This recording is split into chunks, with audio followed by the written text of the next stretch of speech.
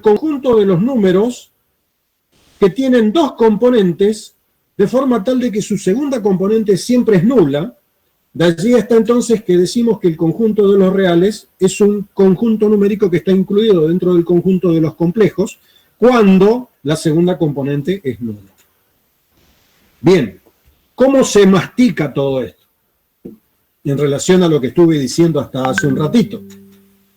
Si nosotros tenemos dos números complejos, vamos a llamarle así x1 y 1, y otro número complejo x2 y 2, nosotros podemos sumar ese número complejo a este número complejo, de modo tal de que esto que llamé z1 y esto que llamé z2,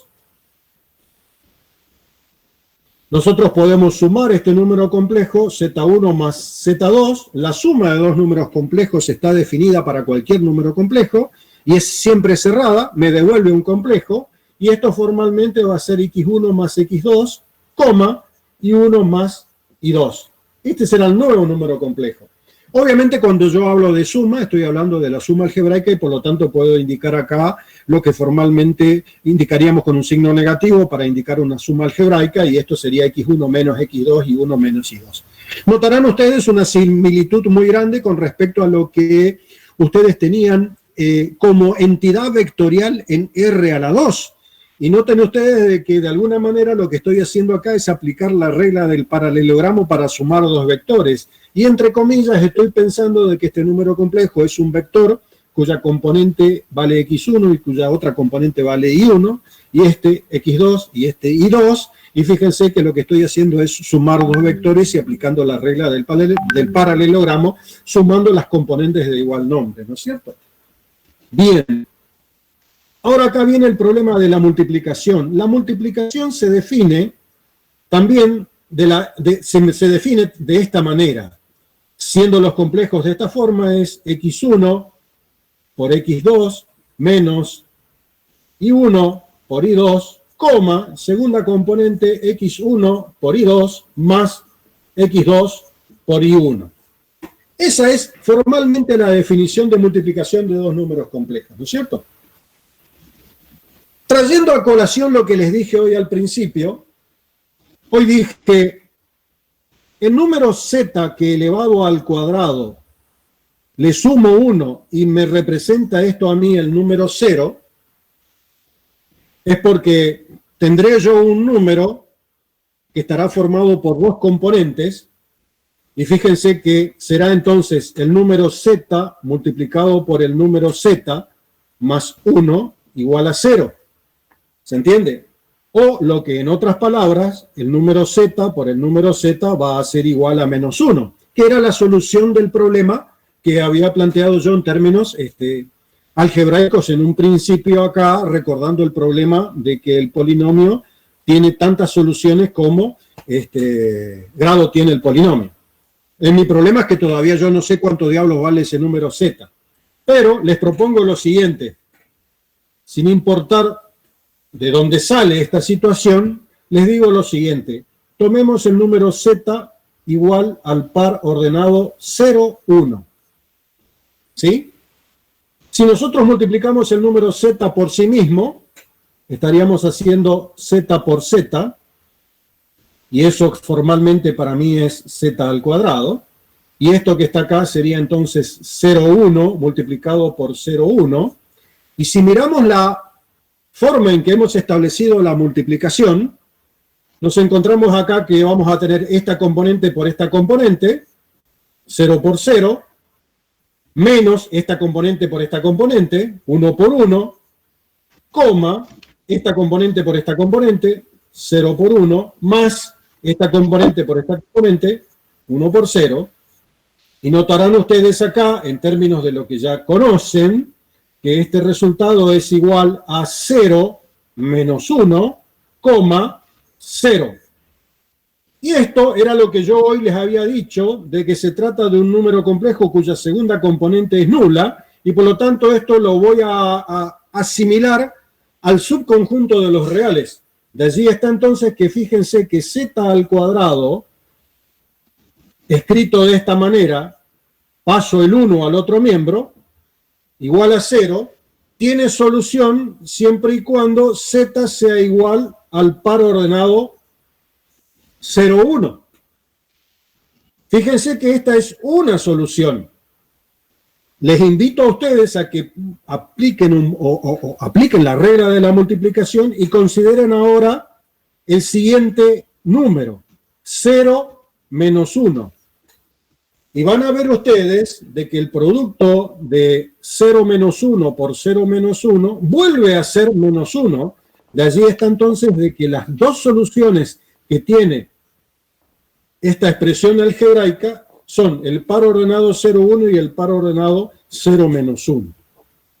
Que luego nosotros lo vamos a indicar con una simbología particular y vamos a decir que esto que está acá se ajusta a el símbolo I latina y al símbolo menos I latina, concretamente. De allí está entonces de que cuando ustedes tenían el problema en los cursos de álgebra o de cálculo, cuando se topaban con esto, decían ustedes de que la solución de este problema, y lo acortaban formalmente a esto, diciendo de que la solución de este problema era igual a más menos I, ¿no es cierto? Que formalmente es lo que concretamente nosotros estamos hablando del par ordenado 0, 1 y el par ordenado 0 menos 1. ¿Se entiende? O sea, 0, 1 por 0, 1 es igual a menos 1,0, o bien 0 menos 1 por 0 menos 1 es igual a menos 1,0, si lo quieren mirar formalmente así. Bien, les pregunto, ¿esto lo vieron ustedes alguna vez? ¿Se enfrentaron a esto alguna vez en algún curso de álgebra, en alguna introducción, en algún momento? ¿O esto es medio nuevo para ustedes? No, profe, yo nunca había visto eso. Bueno, listo, no importa. Entonces, con mayor razón todavía les sugiero que lean un poco ese libro SIL que les pasé en la página 600, una cosa así, un libro bastante gordo, ¿no? Pero en la página 600 empieza todo lo que es la parte del álgebra de los complejos. Yo no recuerdo que lo hayamos dado yo cuando cursé ni en álgebra ni en análisis 1. Creo que en el cursillo se trató de dar, pero al final me dijeron que no. Yo lo había visto en el colegio antes que en esta materia. ¿Viste? Qué lástima, qué lástima. Bueno, digamos, eso de alguna manera no es que nos pone en desventaja, porque siempre hay tiempo para aprender, ¿no es cierto? Pero de alguna manera es necesario que ustedes miren un poco toda esta cuestión básica del álgebra de los complejos. Les reitero nuevamente a ustedes, el concepto de los complejos debe ser tomado como una ampliación del campo numérico. O sea, a ver, en la escuela primaria, por así decirlo, nos enseñaron a contar. 1, 2, 3, bla, bla, bla, bla. Por lo tanto, en la escuela primaria empezamos nosotros aprendiendo a contar y describimos de alguna manera un conjunto que es el conjunto. Luego empezamos a hacer algunas cuentas un poco más complicadas y descubrimos de que dos números naturales no se pueden restar, salvo que, por ejemplo, hagamos 3 menos 2, con lo cual damos como resultado esto, sin problema, pero en principio no podemos hacer la resta 2 menos 3 y caer dentro del conjunto de los naturales, dado que 2 menos 3 no es un número natural. De allí está entonces que los matemáticos dijeron, bueno, la verdad no me interesa si esto sirve o no sirve. De hecho, demostraron, de hecho, a ver, partieron por descubrir la utilidad de los números negativos en términos de los inventarios y los estados de cuentas del debe y el haber, por así decirlo, pero en principio el matemático hace abstracción de eso y dice, bueno, miren, como los números naturales no los puedo restar salvo que este sea más grande que este, por lo tanto ya estoy incorporando una relación de orden dentro del conjunto, para decir más grande que, entonces digo que si este es más chico que este, no puedo hacer la resta, y para poder hacer la resta, amplío mi conjunto numérico y describo al conjunto de los enteros. De modo tal que el conjunto de los enteros incluye al conjunto de los naturales.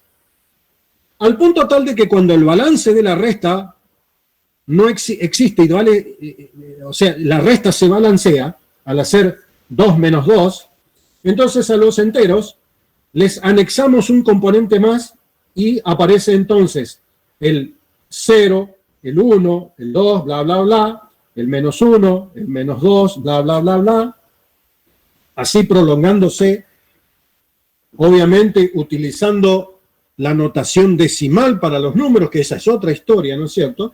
Pero en definitiva, noten ustedes de que acá tenemos incorporado dentro del conjunto de los enteros al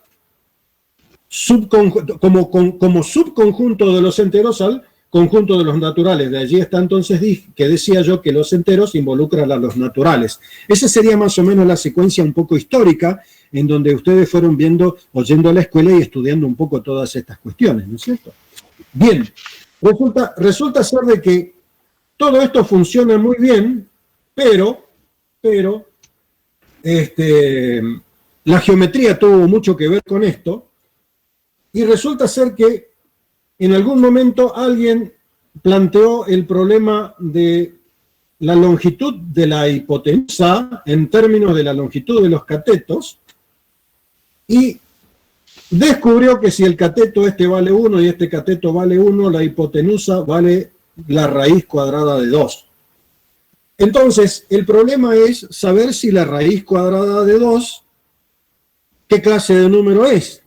Y resulta ser de que la raíz cuadrada de 2 no es un número convencional, a diferencia de, por ejemplo, un cuarto. Un cuarto es un número que, si lo expreso en una notación decimal, vale 0,25, y puedo pensar que a continuación tengo tantos ceros como yo quiera.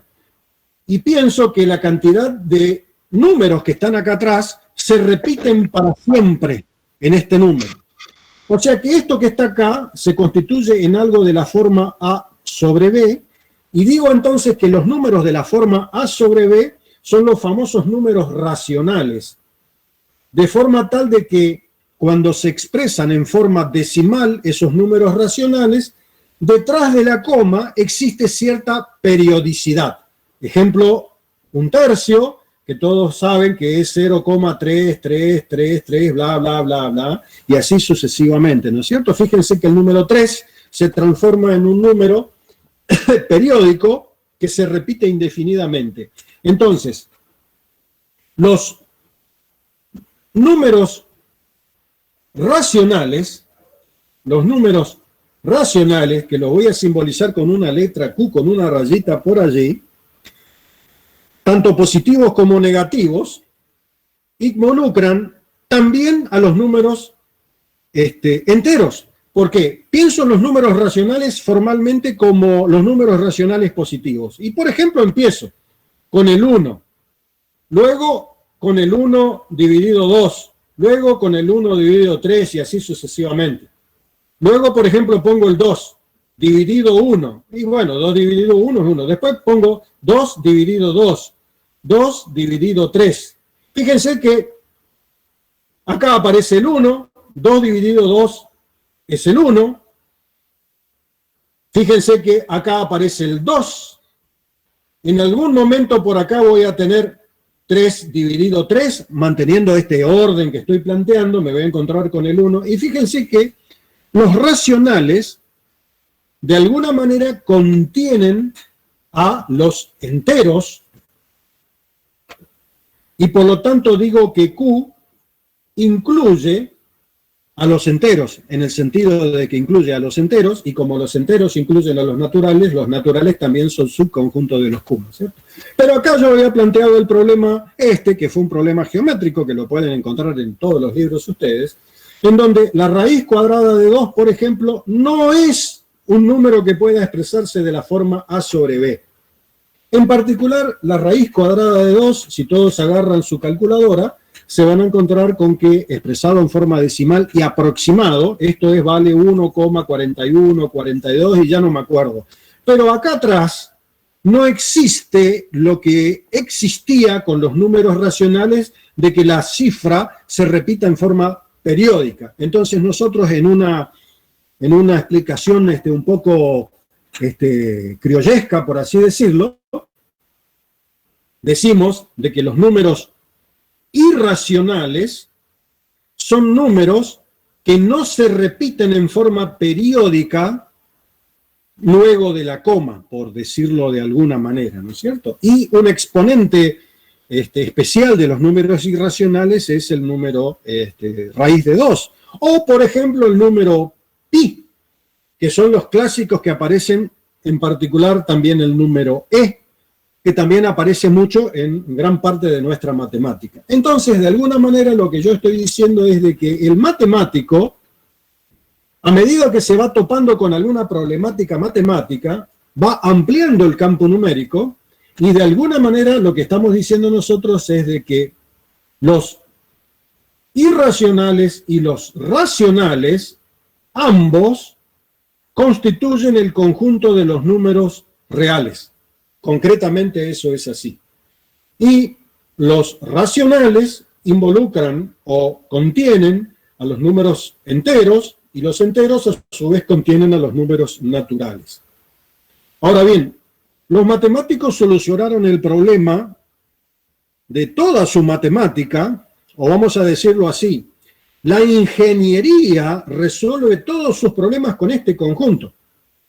Pero noten ustedes de que en la ingeniería, si la traducimos nosotros a la ingeniería como el arte de medir y expresar a la medida, esa es una definición tomada así de los pelos, cuando ustedes miden la longitud de una circunferencia de radio A, la longitud de esa circunferencia es 2 por pi por A, ¿no es cierto? Si toman una cinta métrica, pero la cinta métrica no les expresa a ustedes a esto como un número irracional, sino que ustedes racionalizan y dicen que, por ejemplo, pi, como una aproximación grosera, es igual o casi igual a 3. Así lo hacían los egipcios.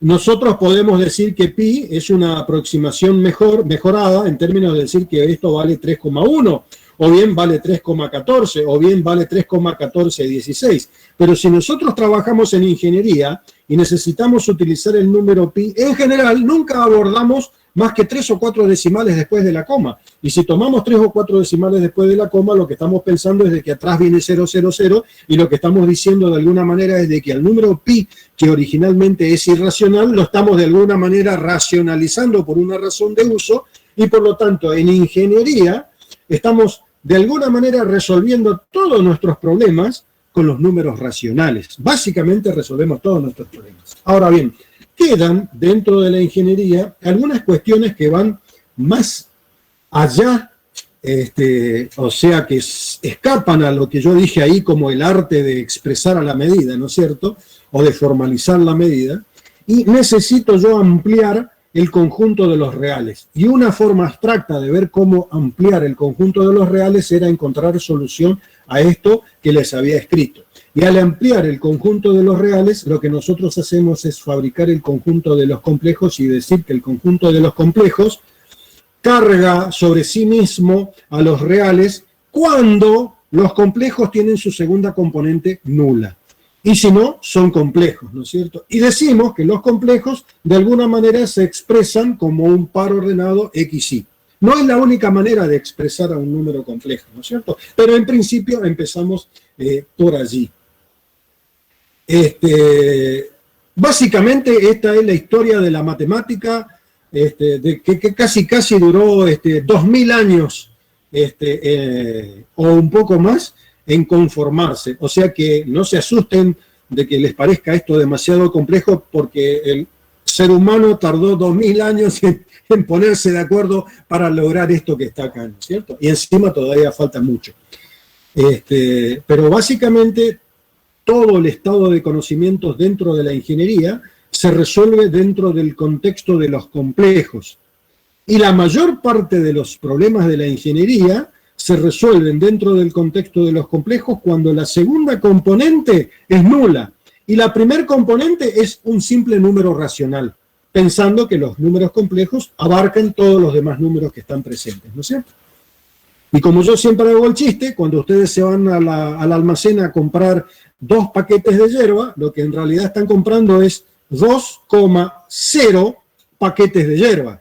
Obviamente, si al almacenero o al kiosquero ustedes le dicen 2,0 paquetes de yerba, le va a mirar raro, pero en realidad lo que ustedes están haciendo es eso, ¿no es cierto? Comprar un número complejo cuya primer componente es el número 2, que pertenece a los naturales y por lo tanto también pertenece a los complejos, el número 2 que involucra la cantidad de paquetes concretos de yerba que tengo y su segunda componente es 0, ¿no es cierto? Bien, en líneas generales, el cuerpo de los complejos, el conjunto de los complejos, satisface un montón de propiedades. Pero una idea interesante que involucra toda esta situación es pensar que los complejos se pueden representar, como son pares ordenados, se pueden representar como entidades vectoriales en el plano. Entonces voy a utilizar un eje real, un eje horizontal, que voy a decir, acá voy a marcar la primera componente del número complejo, ¿no es cierto? Y acá voy a marcar la segunda componente del número complejo. Bien, como la primera componente del número complejo es x y la segunda componente es y, esta componente recibe el nombre de componente o parte real, lo cual es una desgracia, por así decirlo, en términos de la forma en que se lo bautiza, y esto que está acá le decimos que es la componente imaginaria. Y entramos en una especie de designación un poco psicodélica de estos números, de decir que un número complejo tiene una parte real, una parte imaginaria, lo cual es como que esto fuese de serio y como esto fuese de mentira, lo cual es una falsedad. Esto es una cuestión histórica nada más, en donde hablamos de lo que es la parte real y la parte imaginaria del número complejo. Y por lo tanto, en el plano complejo, Z, vamos a designar acá al número X y acá vamos a designar al número Y, ¿no es cierto? Entonces, el par ordenado 0, 1, que era el Y que yo les había marcado hoy, está puesto en este lugar, ¿no es cierto? ¿Alguna pregunta, por favor?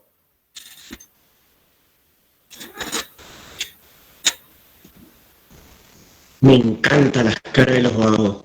Qué seriedad. La seriedad. La seriedad es impresionante. Bueno, muchachos. Vamos, bien. Chicos, que estamos jugando con 2,0 paquetes de yerba y esto después nos va a servir para modelar circuitos eléctricos, controlar sistemas y todas esas cosas que les interesa. Así que pónganle onda.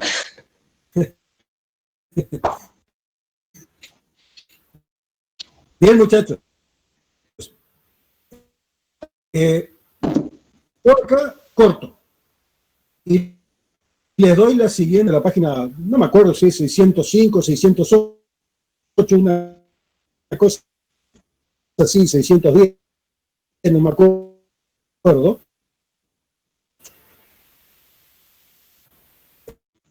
El libro empieza explicando todo esto que yo hice y empieza a dar algunos ejemplos. Empiecen a preguntar, ¿sí? Tomen las primeras hojas de ese libro y empiecen a preguntar. Y el viernes, cuando se encuentren con Julián, se lo pasé como enlace de un drive en un correo electrónico. Por favor, compártanse entre ustedes. Si armaron un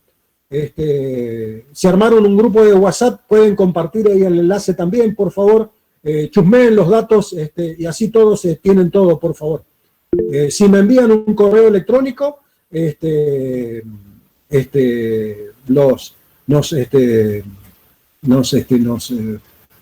yo les puedo reenviar información, no hay ningún problema. La idea de la clase de consulta es hacerla por mí, o sea, es hacer una clase de consulta práctica de los temas que se van a dar los días lunes. Y quería consultarles si en esencia la mayoría está cursando teoría de los circuitos. La mayoría está cursando anteriores circuitos, ¿verdad? Sí. Sí. Sí. Porque, bueno, la idea vamos a tratar de arrancar este viernes, a más tardar, con algunos ejercicios, algunas cosas, algún repaso de esta clase y algunos ejercicios vamos a tratar de hacerlos de álgebra de complejos porque le va a servir a la hora de cuando empiecen a ver los temas de corriente alterna anteriores circuitos. Yo sé que las primeras clases anteriores circuitos, de un repaso del circuito de corriente continua, todo el recorrido del electrón, sus efectos en los elementos activos, los elementos pasivos y esas cuestiones, pero ya va a llegar el momento en que van a necesitar las herramientas del álgebra de complejos para poder resolver los cálculos que van a ver. Así que entre esta semana busquen, descárguense el libro y pónganse a repasar, a leer algo de lo que se vio ahora, que es el tema de las operaciones básicas con complejos, y idealmente el viernes a las 19 horas nos encontramos para discutirlo, si les parece. Correcto. A mí no me molesta para nada si ustedes, los alumnos, se ponen de acuerdo y quieren pactar algún otro horario para hacer algún encuentro aparte de los viernes.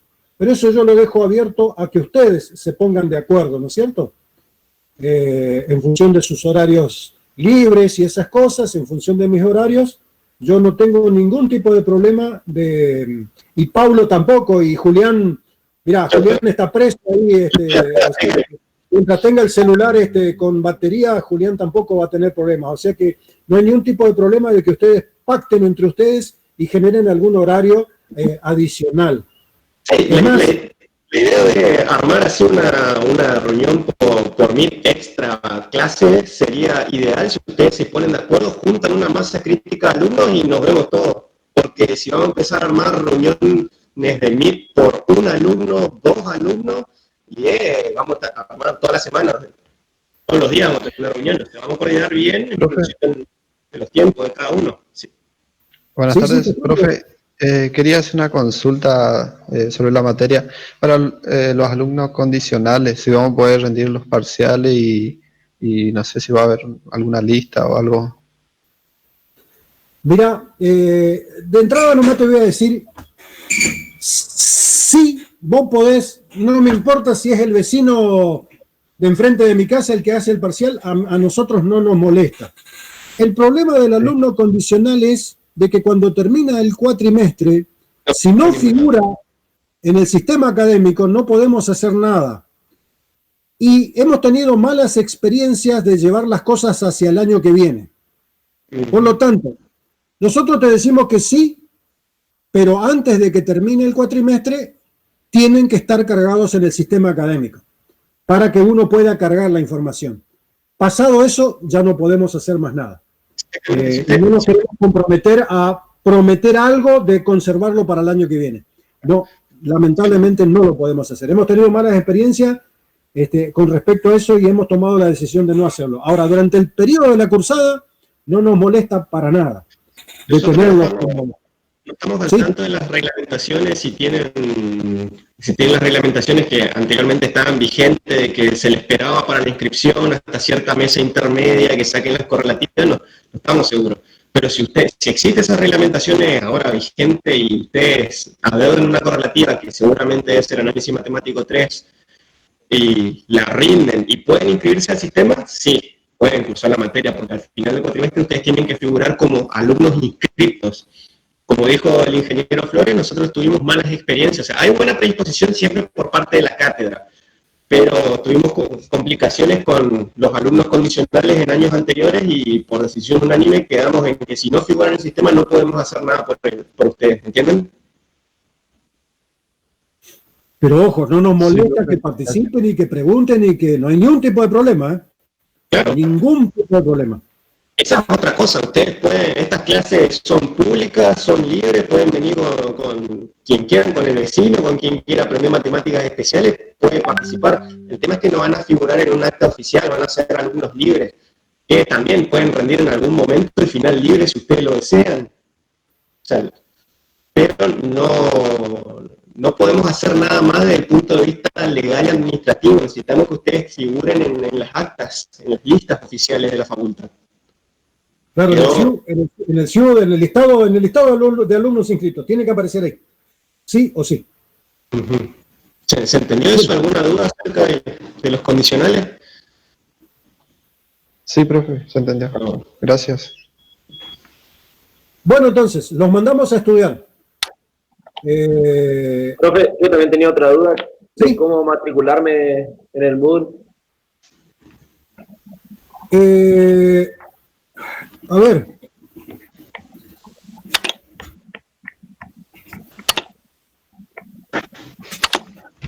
Teóricamente, el alumno inscripto está matriculado en forma automática, tengo entendido. Si no, pidan por favor a través del centro de estudiantes para ver cómo pueden matricularse. Porque nosotros, tanto Julián, Pablo, yo, lo que sea, a nosotros la facultad nos notifica un número de usuario y un password para poder acceder a eso. Pero no sabemos de una clave de automatriculación, por lo menos. Claro. Y sabemos que los alumnos tienen la misma consideración. O sea que yo no sabría decirte a vos cuál es tu password. No sé decirte. Tengo entendido de que todos entran por el número de documento usuario como número de documento, tengo entendido, o tal vez como legajo, o número de libreta universitaria, y el password que le dan, no sé, no tengo ni la más mínima idea. Supuestamente si nos matriculan en algún momento, como me inscribí esta mañana, capaz que ahora mañana pasado me aparezca automatriculado.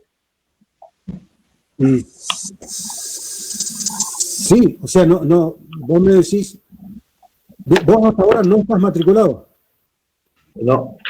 O sea, según lo que entiendo, no está matriculado en el curso de la cátedra. De uno, por favor. Pero te hago una pregunta, Mati. Yo tengo tu correo electrónico porque lo saqué del SIU. Sí, no, puedo entrar al Moodle, estoy matriculado todo, pero no puedo ver el curso de la cátedra, sería. Ahí me mataste. ¿Tenés algún conocido, Julián, como para preguntar ese tema? Ahí comentó recién que el ingeniero Alumni va a estar matriculado esta noche, no sé. Así que yo creo que se debería preguntar para el ingeniero Alumni, él es el encargado de la parte de aulas virtuales en nuestra facultad. Así que si le pueden mandar un correo electrónico. Sí. Intentá tratar de contactarlo con un correo electrónico preguntando por tus datos y si no, bueno, avisanos. Vamos a ver si te podemos dar una mano pidiendo a nosotros que te matricules. Es más, vos no debes ser el único, debe haber más alumnos que tienen el mismo problema. Probablemente. No creo que seas el único. No creo. Pero no sabría qué más decirte. Bien. ¿Alguna otra cuestión?